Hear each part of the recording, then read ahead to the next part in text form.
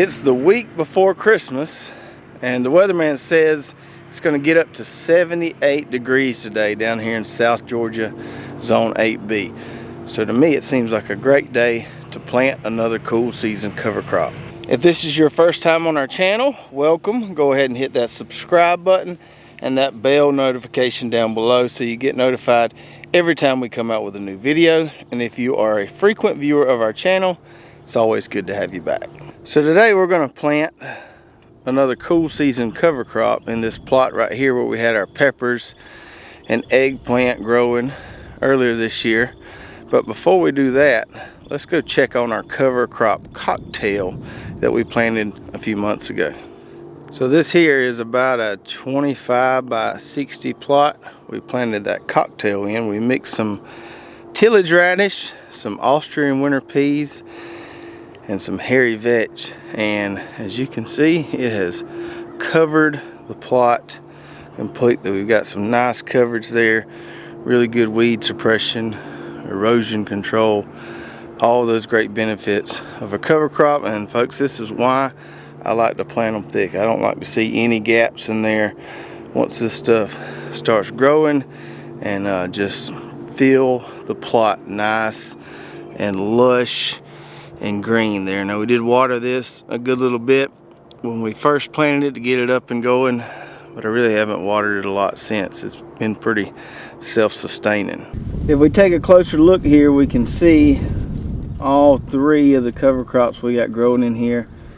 There's the pea there, the Austrian winter pea. It has more of that rounded flat leaf there, and then the hairy vetch right here with those smaller leaves, and it's kind of vining, and it'll climb up through those radishes there and do really well. Same thing with the pea.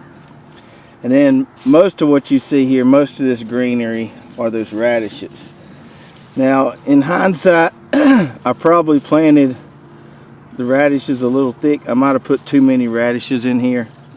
I went by weight, so I did 5 pound of radish, 5 pound of pea, 5 pound of vetch.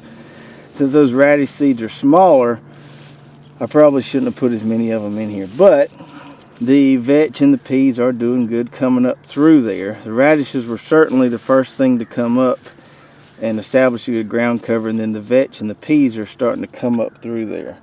Now these radishes, I don't know, since they're so thickly planted here, I don't know if they'll get as big as they normally would. So here's one I pulled kind of in the middle of this real thick spot, and you can see they're getting on about 5 or 6 inches long there. And these things, what they'll do is they'll grow real long and deep, and they'll scavenge nutrients or collect nutrients from way down deep in the soil. And then when you chop these guys up, when you're ready to incorporate the cover crop, you've got all those nutrients stored right there that are now available to things at the top.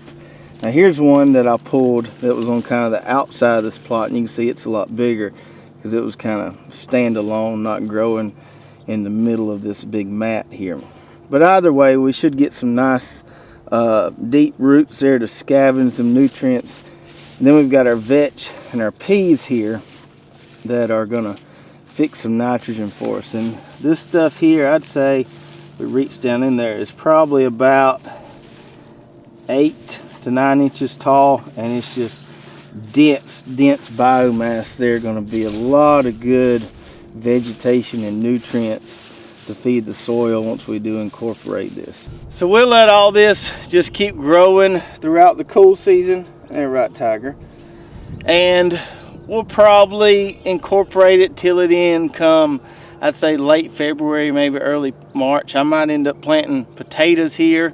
If I do that, I'll probably work it in early February. So it just depends on when I'm ready to plant something else here. But it's nice and established, a lot of biomass, and it's just going to keep doing great things for the soil as long as it's here. So now let's talk about this plot here that we're going to cover crop today. This is where we had our peppers and eggplant planted. We planted those in the spring, of course, and they grow around here on up to the first frost, which happened a week or so ago. We got a very, very light freeze. It got down to 32, but that That wound up the peppers and eggplants. So I came in here, I got my stakes up, got my drip tape up, my twine out of here, got my plants pulled up. You can see the rest of those pepper plants piled up over there. I need to go put those on the burn pile. But we came in here and we took that wheat straw that we used around the pepper plants or the eggplants for weed suppression and kind of moisture retention during the growing season. We took that wheat straw and we took a rake and kind of spread it out evenly, and we tilled that into the soil.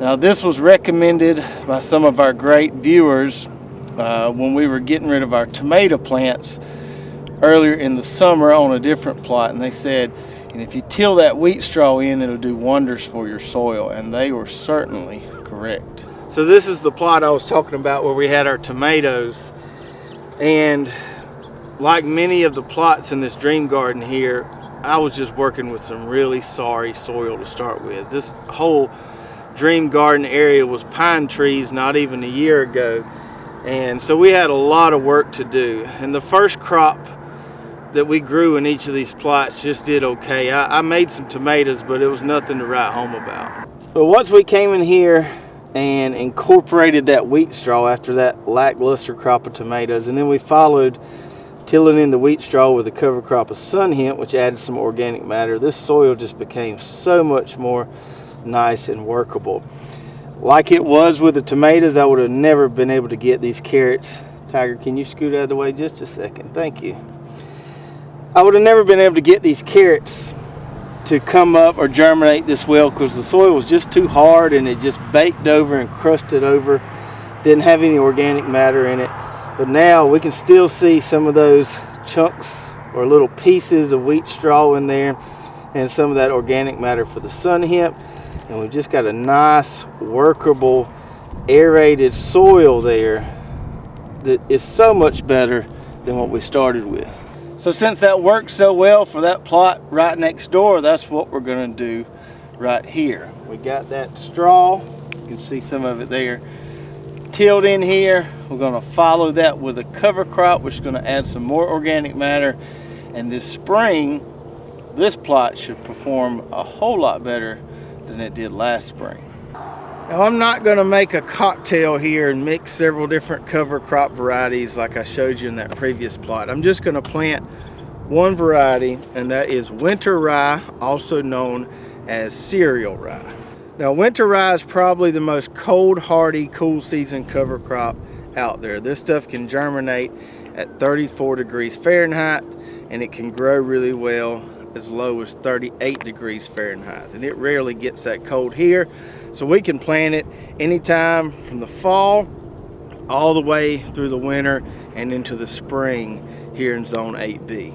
In addition to the cold hardiness, another reason I'm growing winter rye here is because it's one of those cover crops where I can come in and repeatedly mow it and it will keep growing. So I did this with some sorghum Sudan grass in late summer, early fall this year, where I have my onions planted now. And what I did was I let that sorghum Sudan grass, instead of getting 5 or 6 foot tall like it will get, I let it get about 1.5 feet, 2 foot tall. And I came in there with my push mower with the mulching deck on it, and I just mowed it about once every 2 or 3 weeks or so.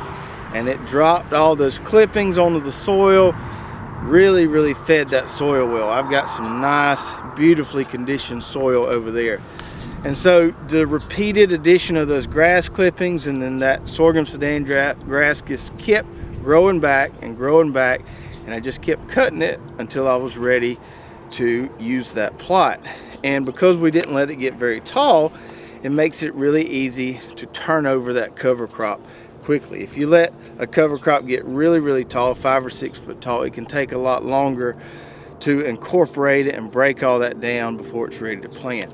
If we keep it small, we can get in that crop a lot sooner. So when I'm ready to plant something here, I'll have it mowed, it'll be short, and it won't take but one round with a tiller, and we'll be ready to plant. So that's what we're going to do with this winter rye. We're going to let it get 1 foot or so tall. We're going to mow it. We're just going to keep mowing it and let it keep growing and keep adding those grass clippings to feed the soil. Now the recommended seeding rate on this stuff is 2.5 pounds per 1,000 square feet. This plot here is 1,000 square feet. But if you know me, I like to overdo it a little bit with these cover crops. So I'm at least going to use one of these 5-pound bags, and I've got another one here just in case I decide to add a little bit more. I won't put 10 pounds on there, but probably somewhere between 5 and 7 pounds. I want a nice, thick, dense stand of this, so when I mow it, it'll keep coming back and looking real nice for me.